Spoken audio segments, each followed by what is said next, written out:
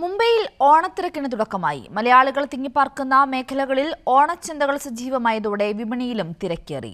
പച്ചക്കറി മുതൽ പായസക്കൂട്ട് വരെ വില ഉയരുമ്പോഴും ഓണസദ്യയുടെ രുചിയിൽ വിട്ടുവീഴ്ചയ്ക്ക് മലയാളികൾ തയ്യാറല്ല. അതേസമയം നാട്ടിൽ പോയി ഓണം ആഘോഷിക്കുവാൻ ആഗ്രഹിക്കുന്നവർക്ക് യാത്രയാണ് വലിയ വെല്ലുവിളി.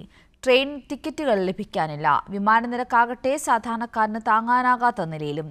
വിലക്കയറ്റവും യാത്രാ പ്രതിസന്ധിയും നിറഞ്ഞ മുംബൈയിലെ ഓണവിശേഷങ്ങളിലേക്ക്.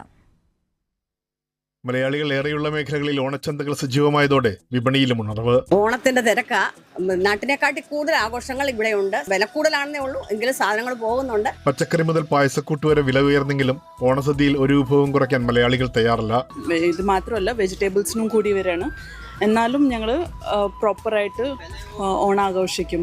അതേസമയം നാട്ടിൽ പോയി ഓണം ആഘോഷിക്കാമെന്ന് കരുതിയവർക്ക് മുന്നിൽ യാത്രാ പ്രതിസന്ധിയും. പോകണമെന്നുണ്ടായിരുന്നു, പക്ഷേ ട്രെയിനിലെ ടിക്കറ്റ് ഒന്നും കിട്ടാറില്ല. പിന്നെ നമ്മളെ വരല പിന്നെ പ്ലെയിനിലൊന്നും പോകാൻ പറ്റില്ലല്ലോ. പൂക്കളം ഒരുങ്ങുന്നു. ഓണസദ്യക്കുള്ള വിഭവങ്ങൾ നിരന്നു കഴിഞ്ഞു. മലയാളികൾ ഏറെയുള്ള മുംബൈയിലെ വിവിധ മേഖലകളിൽ ഓണച്ചന്തകൾ സജീവമാണ്.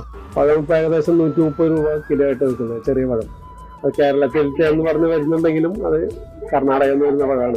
വില കുറച്ച് കൂടുതലാണെങ്കിലും ഓണത്തിന് സാധനങ്ങൾ വാങ്ങാൻ ആളുകൾ എത്തുന്നുണ്ട്. കച്ചവടത്തിന് വലിയ കുറവൊന്നും ഉണ്ടായിട്ടില്ലെന്ന് കച്ചവടക്കാർ പറയുന്നു. സാധനങ്ങൾക്കെല്ലാം ഭയങ്കര വില, എന്നാലും ആൾക്കാരെല്ലാം വാങ്ങാൻ തുടങ്ങിയിട്ടുണ്ട്. നേരത്തേക്കൊക്കെ ഡബിൾ വിലയായിട്ടുണ്ട്. ഇപ്പോൾ ഓണവിഭവങ്ങൾക്ക് ആവശ്യക്കാർ ഏറെയാണെങ്കിലും വിലക്കയറ്റത്തിന്റെ ചൂടും വിപണിയിലുണ്ട്. പച്ചക്കറിക്കും പലവ്യഞ്ജനങ്ങൾക്കും പിന്നാലെ ഓണസദ്യയിലെ ഓരോ വിഭവത്തിനും ചിലവേറുന്നു. നിത്യോപ സാധനങ്ങൾ മേടിക്കാൻ ഭയങ്കര ബുദ്ധിമുട്ടാകും.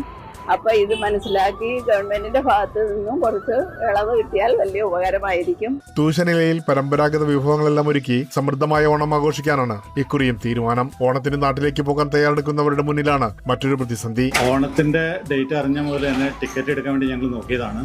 പക്ഷേ ടിക്കറ്റ് കിട്ടാത്തതുകൊണ്ടൊന്നും നടക്കുന്നില്ല. ഓണം അടുത്തതോടെ കേരളത്തിലേക്കുള്ള ട്രെയിനുകളിലെ റിസർവേഷൻ സീറ്റുകൾ വേഗത്തിൽ നിറയുകയാണ്. കഴിഞ്ഞ ആഴ്ചയിൽ എനിക്ക് അർജന്റായിട്ട് നാട്ടിൽ പോകണമെന്നുണ്ടായിരുന്നു. ഞാൻ 16,000 രൂപയ്ക്ക് ടിക്കറ്റിനായത് പോകാതിരിക്കാൻ പറ്റില്ല, അത്ര അർജന്റായി. ട്രെയിൻ യാത്ര സാധ്യമല്ലെങ്കിൽ വിമാനത്തെ ആശ്രയിക്കാം. പക്ഷേ വിമാന ടിക്കറ്റ് നിരക്ക് സാധാരണക്കാരന് താങ്ങാനാകാത്ത ഉയരത്തിൽ. 4 പേരാണെങ്കിൽ എന്റെ കുടുംബത്തിന് ഫ്ലൈറ്റിൽ പോയിട്ട് നാട്ടിൽ പോയിട്ട് ഓണാഘോഷിക്കുന്നത് ഭയങ്കര ബുദ്ധിമുട്ടുള്ള കാര്യമാണ്.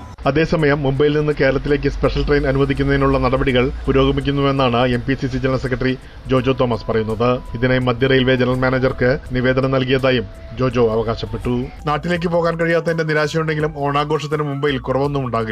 ഓണപ്പൂക്കളം, ഓണപ്പാട്ട്, തിരുവാതിര, വിവിധ കലാപരിപാടികൾ, പിന്നെ വിഭവസമൃദ്ധമായ ഓണസദ്യ. മലയാളി കൂട്ടായ്മകളുടെ നേതൃത്വത്തിൽ അടുത്ത 3 മാസത്തേക്ക് മുംബൈയിലും പ്രാന്തപ്രദേശങ്ങളിലും ഓണാഘോഷങ്ങളുടെ തിരക്കായിരിക്കും. വിലക്കയറ്റവും യാത്രാ പ്രതിസന്ധിയും മുന്നിലുണ്ടെങ്കിലും ഓണത്തിന്റെ ആവശ്യത്തിന് ഒട്ടും കുറവില്ല. നാടണയാൻ കഴിയാത്തവർക്ക് മുംബൈയിൽ തന്നെ ഒത്തുചേരുമ്പോൾ മുംബൈയുടെ തെരുവുകളിലും മലയാളി കൂട്ടായ്മകളിലും ഇനി നിറയുന്നത് ഓണത്തിന്റെ ആഘോഷ നിറങ്ങൾ. പ്രേംലാൽ, കൈലി ന്യൂസ്, മുംബൈ.